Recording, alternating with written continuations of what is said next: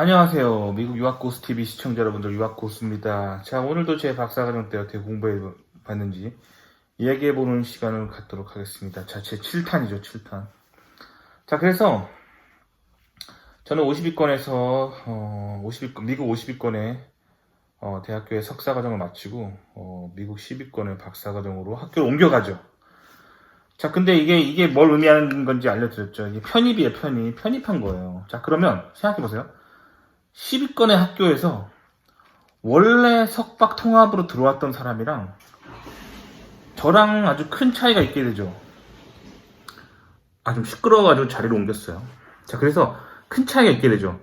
원래 그 학교 10위권에서부터 그 박사과정에서부터 원래 석박 통합으로 들어온 사람들은 보통 퀄 시험을 언제 보냐면 들어와서 한 2년 정도 됐을 법한 시점, 즉 석사 학위를 받았다고 여겨질 것 같은 그 시간대쯤에 퀄 시험을 보게 돼 있었어요. 제가 나온 학교는, 그쵸?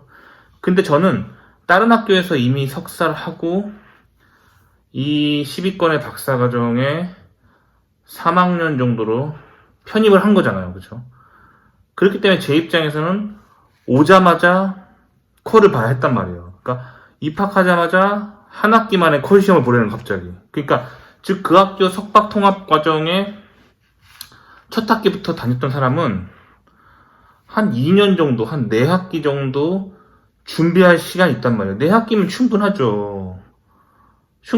학기 시험 공부하면서 틈틈이 퀄 시험을 준비한 다음에 한 2년 정도 공부했을 법한 그 시점에서 퀄 시험을 보기 때문에 그 사람들은 유리하죠. 근데 저는 어떻게 될까요? 저는 이제 편입하자마자 등교한 첫날 퀄 시험 볼 수는 없는 거잖아요. 그래서 보통 한 학기 정도 시간을 줍니다. 그래서 저는 오자마자 한 학기 만에 퀄 시험을 봐야 했었어요. 근데 이게 사실 굉장히 부담되는 거예요. 왜냐면 퀄 시험이라는 것 자체가 뭐냐면 그 박사과정에서 공부를 할 수 있는지 없는지 그 기본 소양을 평가하는 건데, 사실 학부 한 3, 4학년 과정의 기본 지식과 그리고 석사과정 때 배웠던 기본 지식을 테스트하는 거예요. 그래서 즉 석사 마칠 정도의 그런 전공 지식 능력이 있는지를 보는 거예요. 그래서 박사과정에 들어갈 수 있는지 실력이 되는지를 테스트하는 거란 말이에요. 근데 제일 유리한 거는 그 학교에서 학부부터 나와서 석박 통합으로 들어간 사람들은 퀄 시험 볼 때 되게 유리하죠. 왜냐면 어차피 그 문제 출제라는 거는 그 학교 교수님들 하는 거기 때문에 딱히 새로운 문제가 나오는 게 아니에요. 그 학교에서 중간고사, 기말고사 봤던 내용, 숙제했던 내용에서 나오는 거기 때문에 예전에 시험 문제지를 가지고 있는 사람은 훨씬 유리하죠. 자기가 옛날에 봤던 시험 문제 가지고 그거 위주로 공부하면 되는 거니까 그런 식인데, 제 입장에서는 이제 퀄 시험이라는 거는 저는 그 학교를 안 다녀봤는데 가자마자 첫 학기 만에 퀄 시험을 다 했던 거예요. 그러니까 저한테는 굉장히 큰 부담으로 다가왔죠. 큰 부담으로 다가왔고, 그래서 결국에는 사실 제가 이 얘기를 한 적이 있는지 없는지 모르겠는데 지금 제가 사실 굉장히 부끄러운 얘기인데 얼굴 가리고 있으니까 얘기하는 거예요. 자존심도 뭐 없고 그냥 얼굴 가리고 있으니까 솔직하게 얘기하는 건데, 저는 퀄 시험에 1차 시험에 떨어졌었어요. 제 변명을 얘기하자면 사실 오자마자 첫 학기 만에 퀄 시험을 본다는 게 사실 너무 큰 부담이었고, 그래서 떨어졌는데 다행히 제가 다녔던 학교에서는 한 번 떨어진 사람한테 2차 시험까지 줍니다. 그래서 패자 부활점을 준 다음에 2차에서 떨어지면 이제 가셔야 되는 건데, 저는 다행히 2차에서 붙었습니다. 그래서 다행히 살아남았고, 근데 사실 그때 퀄 시험에서 떨어진 사람이 꽤 있었어요. 그래서 같이 공부했던 동기들 중에 퀄 시험 떨어져서 나간 애가 있어요. 그래서 보통 이제 석박 통합, 즉 다이렉트 PhD 과정에서 한 2년 차쯤 됐을 때 퀄 시험을 보죠. 그러니까 3년 차 올라갈 때 퀄 시험 봐서 떨어지잖아요. 그러면 한 번 더 기회를 주죠. 그러니까 결국엔 두 번의 패자 부활전까지 해서 두 번의 기회가 있는 건데, 두 번 다 떨어진 애가 있었어요. 꽤 있었어요. 그럼 보통 어떻게 하냐? 박사과정인데 석사만 받고 나가는 거죠. 그래서 생각보다 많아요. 박사하러 왔다가 석사만 받고 나가는 사람이 되게 많아요. 근데 가끔 미국에서 보면요. 석사학위가 여러 개 있는 사람도 있어요. 그게 왜 그렇게 되는 거냐면, 다이렉트 PhD 과정에 들어왔다가 컬 시험 떨어지면 석사 안 받고 나가죠. 그럼 또 다른 학교 간단 말이에요. 그럼 다른 학교에서 또 박사과정 들어갔는데 또 컬시험 또 떨어지면 또 그 학교 석사 안 받고 나가고 계속 이렇게 하다 보면은 미국에 잘 살펴보면 석사학위가 여러 개 있는 사람들이 있는데 그게 되게 불쌍한 사람들이에요. 퀄을 계속 떨어진 거예요. 그러니까 사실 그런 사람 본 적 있어요. 제가 아는 형님 중에 전자공학과에 박사과정 들어왔다가 한국인 유학생 형님이셨는데 박사과정 퀄 시험에 떨어진 거예요. 그래서 석사 안 받고 나간 거예요. 그래서 그 형님이 그 다음에는 다른 학교 가는 게 아니라 같은 학교 다른 과에 또 입학한 거예요. 뭐 화학공학과에 입학을 하셔가지고 또 화학공학과 박사과정에서 또 퀄을 또 떨어진 거예요. 그래서 또 거기서 또 석사만 바꾸고 나가고 그 다음에 이제 또 이렇게 너무 디테일하게 말하면 그 형님 지인이 알아들 수 있기 때문에 어쨌든 그래서 또 다른 학교 간 게 아니라 또 다른 과를 또 들어갔어요. 그래서 또 박사과정 들어갔는데 퀄 시험에서 또 떨어진 거야. 그리고 석사학위만 3개가 계신 형님 있어요. 정말 인간 승리죠. 그래서 그 형님 결국엔 4번째 또 다른 과에 가셔가지고 결국에는 퀄을 패스하셔서 마침내 박사를 따셨는데 그 박사 전에 석사학위가 3개가 있으신 분을 실제로 본 적이 있습니다. 근데 의지의 한국인이죠. 정말 저 같으면 아마 그냥 퀄 한번 떨어졌으면 거기 포기했을 거예요. 근데 퀄 떨어지면 진짜 불쌍해요. 그래서 퀄 떨어지면 해야 될 일이 다른 학교 박사과정에 가든지 사실 쉬운 방법은 같은 학교 그러니까 퀄을 떨어지면은 그 즉시 나가라고 하는 게 아니라 다음 학기에 나가라고 해요. 그러니까 한 학기 정도 그 시간이 있으니까 같은 그 학교 학번을 가지고 있는 상태에서 그 학교 재직하고 있는 상태에서 그 다른 과 교수님한테 컨택하면 좀 쉽죠. 좀 유리하죠. 교수님 제가 옆과 출신인데요. 박사 퀄 떨어졌는데 이과 올 수 있나요? 하면은 같은 학교 안에서는 잘만 하면은 교수님 사인만 해주면 막 이렇게 입학이 가능하기 때문에 그 퀄 떨어졌을 때 가장 효과적으로 살아남는 방법은 다른 과에 가는 거야. 뭐 예를 들면 전자과이신 분들은 퀄 떨어지면 기계과 가셔도 되고 기계과이신 분들은 퀄 떨어지면 전자과 가시면 되고 그렇죠. 뭐 그런 식이죠.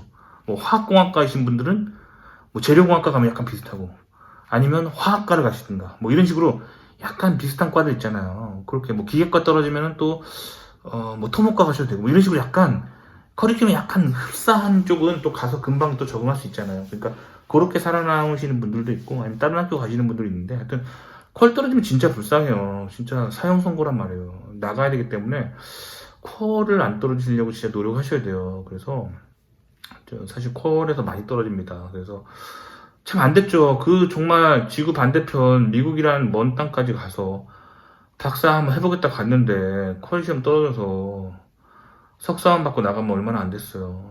근데 그러니까 준비를 좀 많이 하셔야죠. 그래서 특히 저처럼 다른 학교에서 석사를 하고 박사를 다른 데 가시는 분들은 이제 정보 수집을 잘 하셔야죠. 보통 퀄 시험 문제라는 게 별로 그렇게 사실 어렵진 않아요.